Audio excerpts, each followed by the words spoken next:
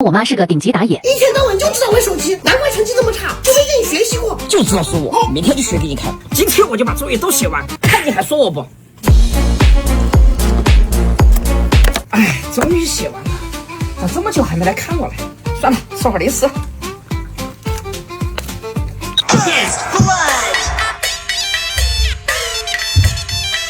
哎，昨天真是太倒霉了，我今天连续6个小时，我不信他看不见。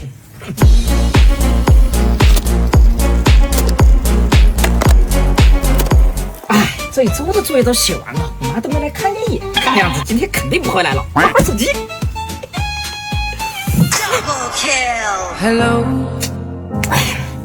it's me.